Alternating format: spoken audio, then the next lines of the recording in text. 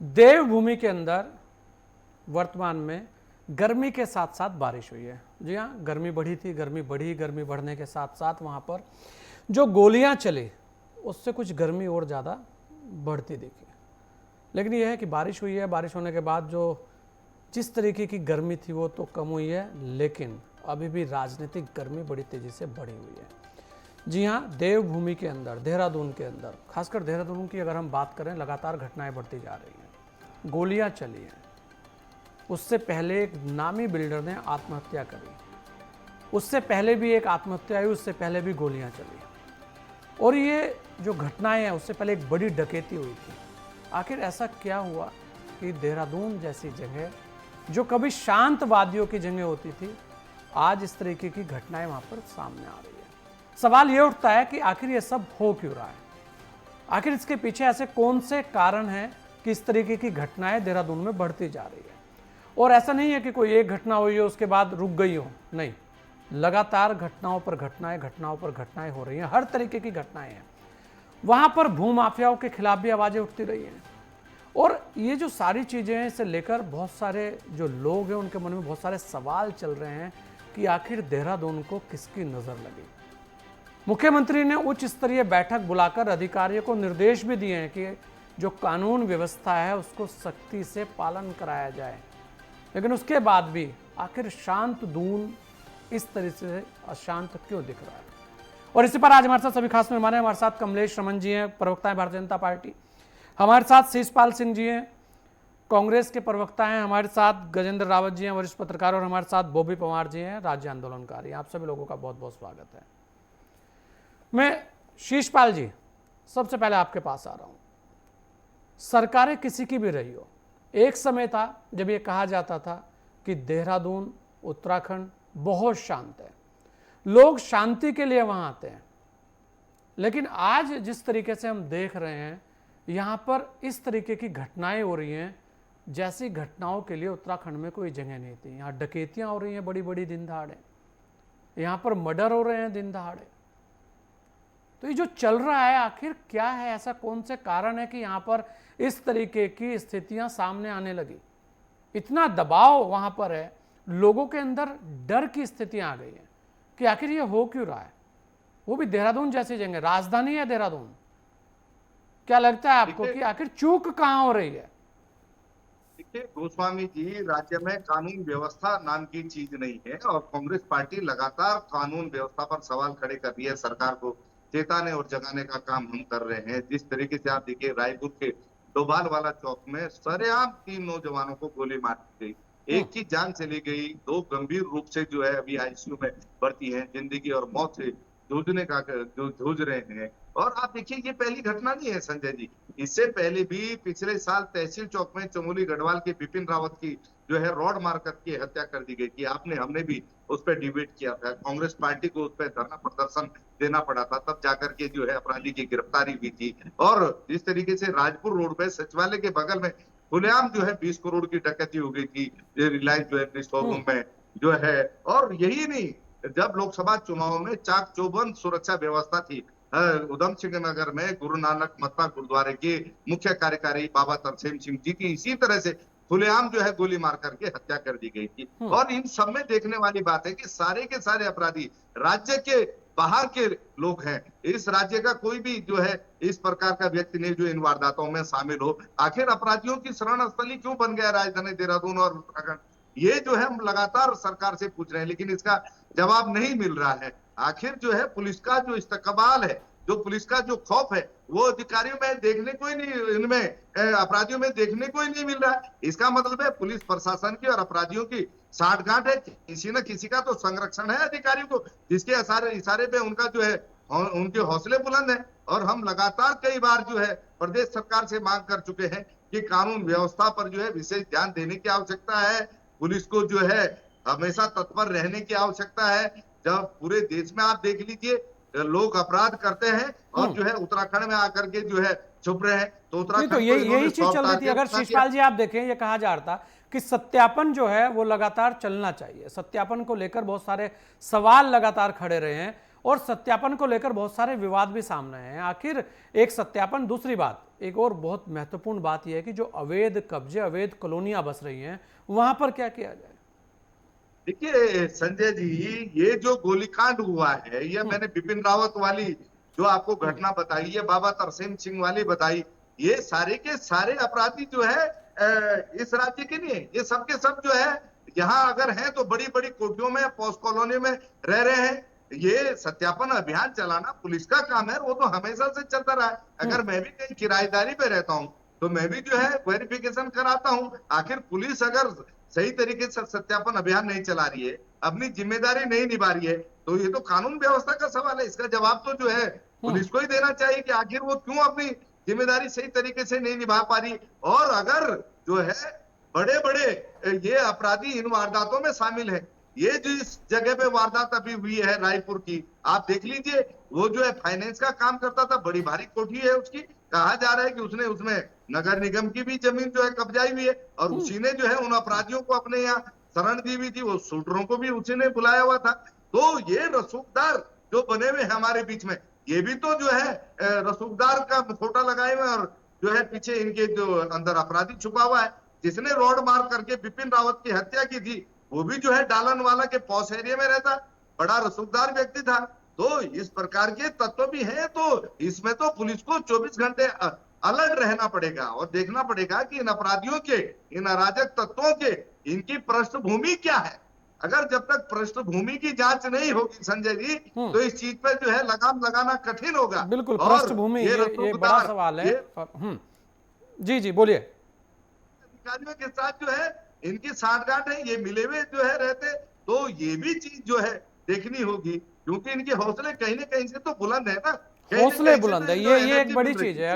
अगर देखें शिशपाल भाई, हौसले बुलंद है। गजेंद्र रावत जी, हौसले बुलंद है अपराधियों के, आखिर कौन सा कारण है भाई? हौसले क्यों बुलंद है, और क्यों उत्तराखंड के अंदर ही हौसले बुलंद हो रहे हैं?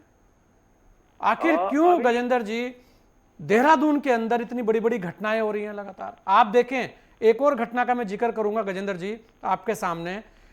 एक मकान था एक महिला का, आपके सामने वो घटना भी हुई होगी। भूमाफियाओं ने वो मकान ही साफ कर दिया था, वहां पर प्लॉट बना दिया था, उसके बाद उस पर बड़ा विवाद भी रहे। ऐसी ऐसी घटनाएं देखने को मिलती हैं, प्लॉट पे कब्जों की घटनाएं देखने को मिलती है, सरेआम गोलियां चल रही हैं। तो ये जो चूक है, क्योंकि ऐसा नहीं है कि कोई भी पुलिस प्रशासन, कोई भी अधिकारी ये चाहता हो कि उसके क्षेत्र में इस तरीके की घटनाएं हो, लेकिन कहीं तो चूक हो रही है, चाहे वो सत्यापन को लेकर चूक हो रही हो या संरक्षण की बात हो। गजेंद्र जी, लगता क्या है आपको? आप भी एक पत्रकार हैं, जिम्मेदार पत्रकार हैं, क्या लगता है कि आखिर देवभूमि आज इतना अशांत क्यों है? जहां तक इस हत्याकांड का सवाल है, ये बहुत गंभीर बात है कि आखिरकार जिस प्रदेश के भीतर पुलिस वाले लोग हर चौराहे पर जो है स्कूटी वालों का, मोटरसाइकिल वालों का चालान कर रहे हैं, गाड़ी वालों का चालान कर रहे हैं, रात 10-11 बजे तक लोगों से फूंक मरवा रहे हैं ड्राइवर से कि भाई तूने शराब पी के तो नहीं गाड़ी चला रहा। आखिरकार इतने बड़े बदमाश जो लोग कई हत्याकांड में शामिल थे, वो देहरादून में आके बैठे हुए, हथियार लेकर बैठे हुए, और वो भी उस दौर में बैठे हैं जब आपके हथियार जो है वहां जमा है, क्या नाम इसका, चुनाव आयोग के कहने पर प्रशासन ने जमा करवा रखे थे। आखिरकार हथियार आए कहां से? और वहां के वो क्षेत्रीय पुलिस कर क्या रही थी? उस पुलिस के पास इस प्रकार की जानकारी नहीं थी कि इस प्रकार के आपराधिक तत्व इस देहरादून के भीतर घूम रहे हैं। उस देहरादून के भीतर जहां उत्तराखंड के मुख्यमंत्री बैठे हुए हैं, उत्तराखंड के राज्यपाल बैठे हुए हैं, 70 विधायक बैठे हैं, मंत्री, सचिव, सारे बड़े बड़े लोग बैठे हैं, छोटे लोग और गरीब लोगों की तो आप बात ही छोड़ दीजिए। तो ये इसलिए गंभीर सवाल है कि अभी कुछ दिन पहले इस स्टेट ने बहुत बड़ी घोषणा करी कि भाई 3 लाख करोड़ रुपए के एमओयू हो गए हैं, पूरे देश दुनिया के लोग यहाँ जो है इन्वेस्टर समिट में आ रहे हैं, बहुत बड़ा इन्वेस्टमेंट आने वाला है, 70,000 करोड़ रुपए की ग्राउंडिंग हो गई है। तो क्या जिस प्रदेश के भीतर इस प्रकार 11-11 राउंड की गोली एक घर से चल रही है, तो वो इस प्रदेश के भीतर क्या आप समझ सकते हैं कि लॉ एंड ऑर्डर का क्या इशू होगा? आखिरकार उत्तराखंड की पुलिस कर क्या रही थी? और एक व्यक्ति अगर इस प्रकार से यहाँ जो है गोली कांड कर रहा है, उसने तमाम तरह से लोग डकैत बदमाश यहाँ बुला रखे हैं, तो आखिरकार जो आम जनता है वो किस पर भरोसा करेगी? किसके पास लोग जाएंगे? सवाल लॉ एंड ऑर्डर का है। और ये व्यवस्था इसलिए भी है क्योंकि जो पहले भी इस प्रकार की घटनाएं हुई हैं, कभी भी गंभीरता नहीं दिखाई गई और अगर गंभीरता दिखाई गई होती तो वो बदमाश जिसने पहले से 2 लोगों को मारा है, वो आदमी जमानत पर छूटने के बाद फिर इसी देहरादून में घूम रहा है। जिस आदमी का देहरादून में कोई काम नहीं, कोई मतलब नहीं, उस आदमी को शय कैसे मिल रही है?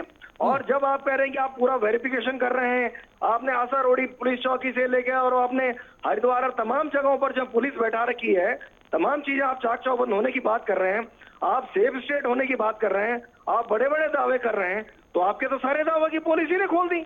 और आज स्थिति ये है कि जो लोग वहां प्रदर्शन कर रहे हैं, जो वहां तमाम तरह से जो है एजिटेट कर रहे हैं, और जो उन परिवारों को न्याय दिलाने की लड़ाई लड़ रहे हैं, आप उनके ऊपर मुकदमा कर रहे हैं और धमका रहे हैं कि अगर कोई प्रदर्शन करेगा, कोई कुछ करेगा तो आपके ऊपर मुकदमे दर्ज किए जाएंगे। बाकायदा ये भी पुलिस की ओर से कहा जा रहा है कि भाई जो फेसबुक और सोशल मीडिया में भी लिखेगा उसके ऊपर मुकदमा करेंगे। अरे भाई, अगर आप इस प्रकार के मुकदमे करने की बजाय अपराधियों को डराते, अपराधियों को धमकाते, तो निश्चित रूप से आज ये सब ना होता। और जिस प्रकार की बातें आ रही है कि पहले भी बहुत सारे लोगों ने शिकायतें दर्ज की, उस मोहल्ले के जो लोग बता रहे हैं, ये तमाम जो चीजें हैं, ये निश्चित रूप से इस देवभूमि के लिए कतई सही नहीं है। और मेरा मानना है कि पुलिस को कम से कम जो अपराधी हैं उनके साथ एक ऐसा व्यवहार जरूर होना चाहिए कि जो मिसाल बने। आने वाले समय में कोई और बदमाश आकर हमारे उत्तराखंड के नागरिक को इस प्रकार गोली ना मारे। और आज की तारीख में कौन उसके बच्चे की जिम्मेदारी लेगा जो 4 साल का बच्चा छूट गया? उसके बच्चे जो 27-28 साल की लड़की वो जो विधवा हो गई है, उसकी जिम्मेदारी कौन लेगा? क्या वो भाषणों से हो जाएगा कि भाई आपकी डबल इंजन की सरकार है, ट्रिपल इंजन की सरकार है, इससे तो प्रदेश नहीं चलने वाला? तो निश्चित रूप से इस सरकार का बहुत बड़ा फेलियर है। जो कानून व्यवस्था है उसके ऊपर बहुत गंभीर सवाल है। बिल्कुल। और ये निश्चित रूप से जिन लोगों को डराना चाहिए था उनको डराना चाहिए, और जो आम जनमानस है, जो लोग आज प्रोटेस्ट कर रहे हैं, अगर आप उनको मुकदमे की धमकी देकर जो है चुप कराने की कोशिश करेंगे, ये इस प्रदेश के लिए और लोकतंत्र के लिए कतई सही नहीं है। नहीं, बिल्कुल। बहुत सारी चीजें हैं गजेंद्र जी, बात उत्तराखंड की हो रही थी और अभी आपने खुद ही कहा कि पुलिस को सख्त होना चाहिए, एक मैसेज देना चाहिए। चलिए बॉबी परमार जी, अगर आप देखें उत्तराखंड में एक बड़ी घटना है, उससे पहले भी घटनाएं हुई हैं। यहाँ पर जमीन कब्जाने को लेकर बहुत सारे सवाल खड़े हुए हैं। यहाँ पर एक बड़े बिल्डर ने आत्महत्या की है, तब भी बहुत सारे सवाल खड़े हुए थे कि आखिर ऐसा क्यों हो रहा है। यहाँ पर गोलियां चली, जवान लड़का हमारे बीच में नहीं रहा।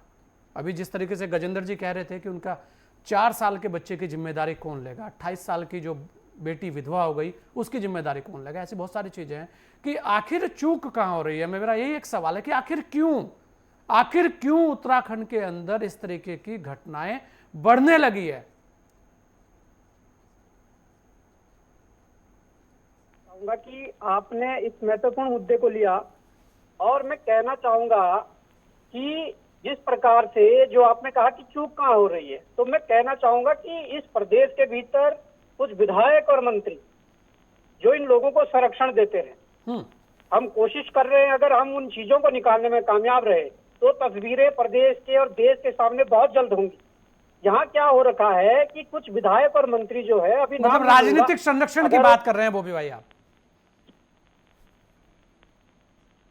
कुछ विधायक और मंत्री है, उन्होंने कुछ टीमें बनाई है।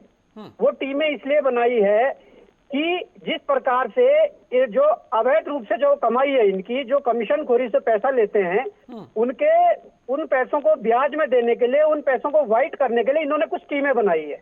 दूसरी बात एक है कि एक और टीम बनाई है जो इस देहरादून के अंदर, इस उत्तराखंड के अंदर जो कई एकड़ जमीनों में, कई बीघा जमीनों को कब्जा करने के लिए टीमें बनाई गई है। और वो लोग देखो, उत्तराखंड के जो लोग हैं स्वाभिमानी लोग हैं, जो इस पहाड़ से मैदान की तरफ पलायन कर चुका, वो बड़े स्वाभिमानी लोग हैं। वो यहाँ पर टूटे फूटे कमरे में रहकर वो 5-7 हजार किराया दे देगा, पर कभी भी इस प्रकार से मलिन बस्तियों में या नदी खालों में जाकर वो कब्जा करके अपना वो टेंट नहीं गाड़ेगा।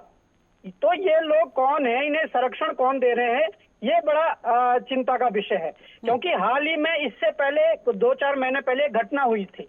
एक बच्चा लाइब्रेरी से 12 बजे रात लाइब्रेरी से अपने कमरे पे जा रहा था, और ये रिस्पना पुल की मैं घटना बता रहा हूँ। उस रिस्पना पुल के नीचे सैकड़ों की तादाद में ये टेंट लगा के, झुग्गी झोपड़ी लगा के लोग रह रहे हैं। उस बच्चे के सिर पर वार करके, रॉड से वार करके उसका फोन छीन लिया जाता है, उसको लहूलुहान कर दिया जाता है। तो मैं ये कहना चाहता हूँ कि ऐसी घटना करने के बाद अगर कोई भी व्यक्ति ऐसे बस्तियों में घुस जाए तो मैं मान ही नहीं सकता कि पुलिस उसकी छानबीन कर सकती है। पुलिस उस आरोपी को पकड़ सकती है, क्योंकि यहाँ पर कोई संख्या ये सैकड़ों हजारों में नहीं रह गई है, ये लाखों में है। और ये वोट बैंक का चक्कर है, सारा वोट बैंक का चक्कर है। देखिए उत्तराखंड में अगर आ रहे हैं तो पुलिस वेरिफिकेशन ठीक है आप करिए, परंतु पुलिस वेरिफिकेशन के बाद भी मुझे लगता है कि लाखों लोग ऐसे हैं जो इलीगल यहाँ रह रहे हैं, जिनका ना तो पुलिस वेरिफिकेशन हो रखा है ना तमाम प्रकार की और चीजें हैं। आज अगर सीधे सीधे सवाल खड़े होते हैं तो यहाँ के सिस्टम पर सवाल खड़े होते हैं। और इसमें मैं ये कहना चाहता हूँ कि वो विधायक मंत्री चाहे भाजपा के हो, विधायक मंत्री चाहे कांग्रेस के हो, इसमें अगर किसी का 80% हाथ है तो 20% किसी दूसरे का भी है। और मैं ये विश्वास के साथ कहना चाहता हूं कि उसमें हम लगे हुए हैं। अगर वो चीजें निकालने में हम कामयाब हुए तो ये चेहरे जल्दी ही प्रदेश और आप सबके सामने बेनकाब होने वाले हैं।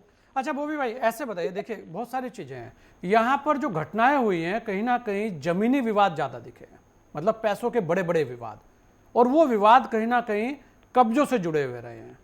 आखिर उस चीज को लेकर जिस तरीके का अभियान, जिस तरीके का SIT बननी चाहिए, उस तरीके की जो कार्रवाई है वो दिखती नजर नहीं आती, उससे लेकर भी बहुत सारे सवाल खड़े होते हैं। देखिए सर, SIT बन भी जाए तो SIT में कौन है? SIT में यहीं के पुलिस अधिकारी हैं, यहीं के ब्यूरोक्रेट्स हैं, और वो ब्यूरोक्रेट जो है वो नेताओं के साथ, मुख्यमंत्री हो, मंत्री हो, इनकी मिलीभगत से वो SIT भी काम नहीं कर पाती है। उनके काम में जो अवरोध आता है, सबसे बड़ी समस्या तो ये है, यहाँ SIT से काम नहीं चलता है। कुछ एक आध मामलों में CBI जांच की भी मांग हुई थी और जांच के भी आदेश हुए थे, पर उसमें भी कोई ऐसा मसला निकला नहीं। पर मैं ये कहना चाहता हूँ, SIT तो यहाँ सैकड़ों SITयां बन गई है, सैकड़ों SITयों ने अपनी रिपोर्ट दे दी है, पर रिपोर्ट अगर ये सही भी देते हैं और उसमें साबित भी हो जाता है कि यहाँ पर गलती ये है, चूक ये हुई है, ये आरोपी है, सबसे बड़ी समस्या है कि SIT रिपोर्ट आने के बाद भी उन दोषियों पर कार्रवाई न करना, कहीं ना कहीं ये इस ऐसे घटनाओं को बढ़ावा दे रहे हैं। और ये सारा सिस्टम हमारे यहाँ के जो नेता हैं उनके हाथ में है, नेताओं के हाथ में है। कमलेश रमन जी भी हमारे साथ हैं। कमलेश जी, देखिए बड़ी घटना हुई है, रावत जी ने भी बहुत कुछ कहा, शिषपाल जी ने भी बोला, बॉबी पवार ने भी बोला, और मानना यही है कि वर्तमान में अगर देखें कमलेश जी तो इस तरीके की घटनाओं की जगह नहीं है। हाँ, मुख्यमंत्री जी लगातार प्रयास कर रहे हैं, मुख्यमंत्री जी कह भी रहे हैं कि कानून व्यवस्था पर ध्यान दे। एक और बात है, एक यहाँ पर हमारे यहाँ सबसे बड़ी दिक्कत की क्या बात है कि कोई भी मुद्दा ऐसा होता है तो उसके अंदर कहीं ना कहीं कुछ ऐसे शब्द या कुछ ऐसे तत्व घुसा दिए जाते हैं या घुस जाते हैं जो उस मुद्दे को उस लाइन से हटकर कहीं और ले जाते हैं। फिर वो चाहे वो पहाड़ प्लेन की बात होनी शुरू हो जाती है, तो जो मुख्य मुद्दा है उससे भटकाने की कोशिश होती है। अपराधी चाहे वो पहाड़ का है, चाहे प्लेन का है, चाहे बाहर का है, चाहे कहीं का भी है, वो अपराधी है। अपराधी कोई भी किसी का अपना नहीं है, उसे तो अपराध करना है, वो कहीं भी जाके कर देगा। तो ये जो चीजें हैं उस पर कैसे अंकुश लगे, ये एक बहुत बड़ा सवाल है। बिल्कुल बिल्कुल, देखिए हमारा उत्तराखंड देवभूमि कहलाता है और बहुत ही शांति प्रिय प्रदेश है उत्तराखंड, और इसमें अगर इस तरह की घटनाएं होती हैं तो वाकई बहुत ही दुखद है। हमने उत्तराखंड को मांगा था इसलिए कि हमारे इस प्रदेश के अंदर अमन और चैन बना रहे, लेकिन अगर उसके बावजूद भी इस तरह की घटनाएं घट जाती हैं तो उसके लिए लॉ एंड ऑर्डर है, उसके लिए तमाम वो चीजें हैं, कानून प्रक्रियाएं हैं जो होती है। मैं आपको सिर्फ इस घटना के बारे में एक बात बताना चाहती हूँ कि माननीय उत्तराखंड के जो हमारे मुख्यमंत्री है पुष्कर सिंह धामी जी ने, शासन और प्रशासन ने जो ये घटना घटी है, बहुत ही दुखद घटना है। हमारी उस बहन के ऊपर जो पीड़ा आई है, मुझे लगता है कि किसी के ऊपर ये पीड़ा नहीं आनी चाहिए।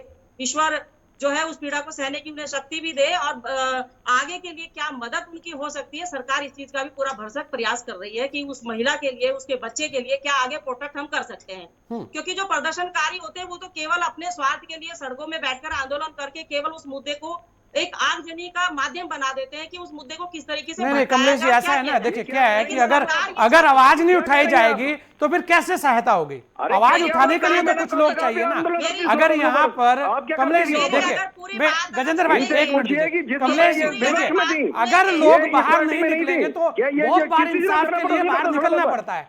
अगर राज्य बना तो लोग बाहर निकले, किसके लिए उतर देंगे मेरी लोग? बात सुनेंगे तो अच्छी बात है। मैंने हाँ, आपकी बात कौन सुनेगा? आप बोल क्या रही हैं? आप गजेंद्र जी बात सुन बोल लीजिए, कीजिए। गजेंद्र जी जवाब देते हैं, नहीं सुन नहीं लीजिए। नहीं, बोलिए कमलेश जी, बोलिए। स्वीकार नहीं की जाएगी। संयमता से ये मैंने करी आपकी बात बोलिए सुनी, कमलेश जी, तो आप बोलिए। आपको मेरी बात भी ये सुननी बहुत पड़ेगी। शर्मनाक बात है, बहुत ये गलत मेरी बात बात है। इन आपको मैडम सुननी को अपने पड़ेगी। शब्द मैं वापस कोई लेने गलत पड़ेंगे। कमलेश जी नहीं कह रही हूँ, बोलिए। पहले मेरी ये आप बात को प्रदर्शनकारियों के सुनिए। लिए ये बातें कह रही हैं? उनके घर में आप गोली मेरी चली, बात उनका को लड़का सुनिए, मर हम भी गया। प्रदर्शनकारी गजेंद्र भाई जरा सुन नहीं है, लीजिए, प्रदर्शनकारी कमलेश जी नहीं है। बोलिए। और आप भी आंदोलनकारी नहीं है, हम भी आंदोलनकारी रहे हैं। ठीक है तो गजेंद्र क्या भाई साहब, आप सरकार आपने करने के लिए जितनी प्रदर्शन शांति करना प्रिय दिया? से मैंने बात सुनी, आप मेरी भी बात जिसके सुनिए। जिसके हाँ, घर का कमलेश जी लड़का बोलिए। मर गया, दामी वो सरकार प्रदर्शन कर रहा है, क्या बोलते हैं दामी उनके लिए? सरकार के अंदर चाहे कोई कितना भी बड़ा आप बोल क्या रसूखदार रही हो, हैं, मैडम? चाहे कोई कितना भी बड़ा बदमाश हो, चाहे कोई कितना भी बड़ा क्रिमिनल हो, वो जेल की सलाखों के पीछे होगा। पहली बात, दामी सरकार ने किसी को छूट नहीं दी है। काम नहीं चलेगा। दूसरी बात, बॉबी जी सुन वो लीजिए, लोग बॉबी जिन्होंने भाई ये घटना आप तो की सुन है, लीजिए, फिर अरे लेता हूँ ना अगर आपसे। आप मेरे पीछे पड़ेंगे और सुनेंगे ही नहीं, आप तीनों महानुभाव ने अपनी बात रख दी, मेरी बात बोलिए सुनेंगे कमलेश जी, आप बोलिए। सरकार की बॉबी बात भाई आप सुन सुनेंगे लीजिए, नहीं, बॉबी भाई अगर अपनी अपनी सुन बात लीजिए, बोलेंगे तो ये गजेंद्र जी अच्छी बात है। सुन लीजिए, कमलेश जी बोलिए। अरे हमने भी आंदोलन किया है उत्तराखंड के लिए, केवल आप लोगों ने नहीं किया। आप हमने भी प्रदर्शनकारी कैसे उठा आंदोलन सकते हैं? दिखाए उत्तराखंड के लिए, केवल आप ही प्रदर्शनकारी नहीं है, हम भी ये प्रदर्शनकारी सभी हैं, हैं। उत्तराखंड हम का भी एक एक आंदोलनकारी हैं, व्यक्ति ऐसा नहीं है। प्रदर्शनकारी रहा है। दूसरी बात, कमलेश जी बोलिए। अब मेरे अगर मुद्दों को सुनेंगे, अगर चीजों को सुनेंगे, तो मुझे लगता है हमारे जो तीनों भाई बैठे थे, कोई हाँ नाराज कमलेश जी नहीं बोलिए, आप होगा। बोलिए जी। दामी सरकार उन लोगों को जेल में डालती है, शासन प्रशासन मुस्तैद है, और तभी वो लोग आज जेल की सलाखों के पीछे है। और आज सुबह भी बैठ करके चीफ सेक्रेटरी के साथ में तमाम जो हमारे आला कमान अधिकारी हैं, उनके साथ में बैठ के मुख्यमंत्री जी ने वार्ता करी है और ये कहा है कि कोई भी जो बाहरी व्यक्ति यहाँ पर आता है, उसकी सघनता से निरीक्षण होना चाहिए, उसका परीक्षण होना चाहिए, वो यहाँ क्यों आ रहा है, किस लिए आ रहा है, जो जमीनें यहाँ पर जो लोग खरीद रहे हैं वो किस उद्देश्य से खरीद रहे हैं, इसके ऊपर। दूसरी बात, विपक्ष केवल आवाज उठाता है। अभी कुछ दिन पहले धामी सरकार ने कहा था कि सत्यापन होगा मलिन बस्तियों में।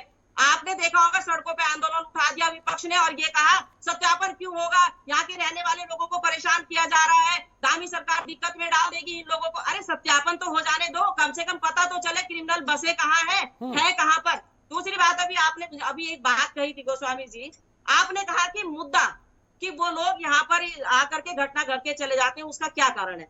देखिए, हम लोग उत्तराखंड के लोग हैं, हमारे पास इतना पैसा नहीं है कि हम जमीनों में प्रॉपर्टी डीलिंग का काम करके उन पैसा लगा सके।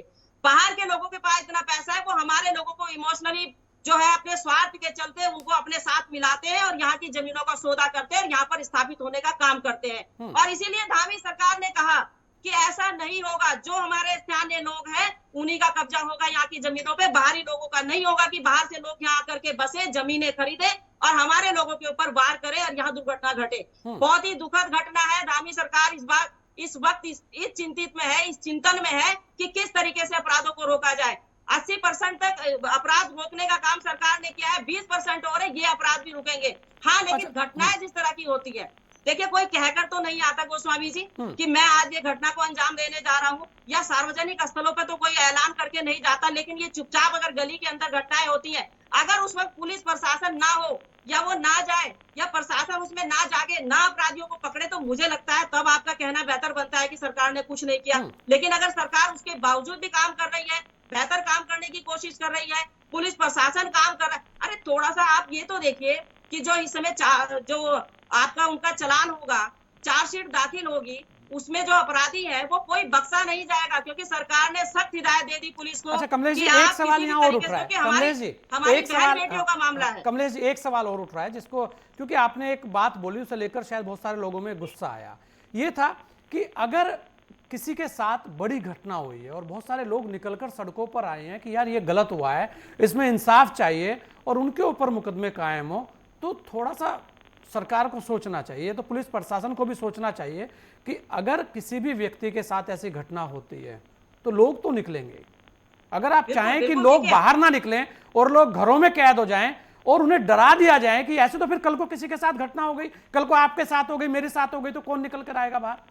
इसका मतलब है फिर तो एक लोगों में ऐसा डर पैदा कर दिया जाए कि लोग जो हैं वो किसी का साथ ही ना दें। जवाब देना चाहूंगी। हाँ, अभी आपने बहुत अच्छा सवाल किया और मेरे जो तीनों भाई बैठे हैं, मैं उनको जो है प्रणाम भी करती हूँ, क्योंकि मेरे से ज्यादा ज्ञानी है, मेरे से ज्यादा जानकारी भी रखते हैं। देखिए, जब हमने आंदोलन लड़ा इस उत्तराखंड का, तो उसमें सभी सम्मिलित हुए, सभी लोगों ने इसमें आंदोलन को लड़ा। हाँ। और आज भी अगर कोई चाहे छोटी घटना हो या बड़ी घटना हो, हम सब लोग मिल करके उस लड़ाई के खिलाफ बिल्कुल। खड़े होते हैं सड़कों हाँ, में। हाँ। उसमें कोई राजनीति नहीं होती, उसमें किसी प्रकार की पार्टी की बात नहीं होती, उसमें केवल ये होता है कि उस व्यक्ति को इंसाफ मिलना चाहिए। हाँ। और जो प्रदर्शन वहां पर कर रहे हैं उसमें हम भी शामिल है, मेरे परिवार के लोग भी शामिल है, मेरे हाँ। पति भी वहां शामिल है, क्योंकि जो लड़का सुभाष छेत्री हॉस्पिटल में भर्ती है इंद्रेश में, वो हमारा जानकार है। तमाम वो जो लोग जिनके ऊपर ये घटनाएं घटी है, बुटोला जी, वो भी हमारा जानकार है। ऐसा नहीं है कि हम जानकार के साथ खड़े होंगे और जिसको नहीं जानते उसके साथ नहीं, क्योंकि जो घटनाएं घटी है वो क्यों घटी है, इस तथ्य पे हमें जाना जरूरी है। ये घटनाएं हमारे इस प्रदेश में जो शांत प्रिय प्रदेश है, इसमें ये घटनाएं क्यों घटे। हाँ, आंदोलन करने के लिए बिल्कुल सब स्वतंत्र है, सब कर सकते हैं। अगर हम लॉ एंड ऑर्डर की बात करते हैं गोस्वामी जी, आप मुझे बताइए, जिस लॉ एंड ऑर्डर की दुहाई सब लोग दे रहे हैं कि लॉ एंड ऑर्डर होना चाहिए, ये संयम तो हमें भी रखना पड़ेगा ना। हम आंदोलन करें, बेहतर तरीके से आंदोलन करें, सड़कों का जाम भी करें, कोई दिक्कत नहीं है। लेकिन अगर आप खुद भी लॉ एंड ऑर्डर तोड़ने की बात करेंगे, आप आके जाते राहगीरों को मारना शुरू कर देंगे, यात्रियों को मारना शुरू कर देंगे, किसी के घर पे जाकर के जिसने ये घटना को अंजाम दिया, हम कहते हैं कि सरकार उसके घर को पूरा तोड़ दे, नगर निगम पूरा तोड़ दे, और उसको उस घर को तोड़ करके बेच करके जो हमारी इस महिला के साथ जो घटना घटी है, हमारे उस भाई के साथ जो घटना घटी है, उसका वो भरपूर भरपाई करने का काम करे। ये हमारे भी, ये हम भी कहते हैं, इस चीज को होना भी चाहिए। लेकिन क्या हम किसी का घर तोड़ देंगे? क्या किसी के घर के अंदर जो और लोग हैं जो इस अपराध में संलिप्त नहीं है, क्या उनको मारने हम चले जाएंगे? अगर हम लॉ एंड ऑर्डर की बात करते हैं, मैं केवल इस बात पे जवाब दे रही हूँ, क्योंकि आंदोलन करना हमारा अधिकार है। हमने उत्तराखंड ताकत है उत्तराखंड की, कमलेश जी, ये आंदोलन ही ताकत है। बहुत सारी घटनाएं इस आंदोलन के बाद ही खुली है, और उत्तराखंड के अंदर सबसे बड़ी ताकत ही आंदोलन है। यहाँ पर जो लोगों के अंदर आपसी एक जज्बा है ना जुड़ने का, सबके साथ में। नहीं, बिल्कुल कमलेश जी, देखिए, ये आप भी जानते हैं कि इस उत्तराखंड की उत्पत्ति आंदोलन से हुई है, और यहाँ पर यही उत्तराखंड की सबसे बड़ी ताकत है कि हर किसी को पता है कि अगर यहाँ पर कोई भी ऐसी घटना होती है तो यहाँ का आदमी एकजुट है, यहाँ पर सब लोग साथ खड़े होते हैं। लेकिन अगर उन्हें डराने के अंदर कहीं ना कहीं कोई कोशिश हो, तब सवाल खड़े होते हैं। हाँ, कानून हाथ में लेने की किसी की भी स्थिति नहीं होनी चाहिए, और ये परंपरा भी नहीं रही। उत्तराखंड आंदोलन जितने भी हुए हैं वो बड़े सधे हुए आंदोलन हुए, आप तो खुद आपने देखा है, हमने खुद देखा है। बिल्कुल, देखिए, कुछ लोग हैं जो पीड़ित परिवार है उसके साथ दिल से खड़े हैं, भावनाओं के साथ में खड़े हैं, उसके दुख की तकलीफ में खड़े हैं और उसकी मदद भी कर रहे हैं। लेकिन कुछ लोग जो जिस तरीके की प्रवृत्ति के हैं, केवल आंदोलन करके उस मुद्दे को भटकाना चाहते हैं। अगर उसमें कानूनी प्रक्रिया के तहत आप गलत तरीके से उस आंदोलन का मोड़ देना चाहेंगे तो शासन प्रशासन क्या करेगा गोस्वामी जी? आप मदद चलिए, जो गलत कर रहा है उसके लिए तो शासन प्रशासन करेगा ही। शिषपाल जी, जल्दी से एक बात का जवाब दीजिए, क्योंकि समय खत्म हो गया जी। देखिए गोस्वामी जी, एक तो भाजपा की प्रवक्ता ने राज्य आंदोलन में जिन लोगों ने जो है योगदान दिया, जो न्याय के लिए जो है सड़कों पे उनको अपमानित करने का काम किया। दूसरा ये कहते नहीं, उन्होंने राज्य आंदोलनकारी की बात नहीं की शिषपाल जी, उन्होंने ये कहा है कि कुछ लोग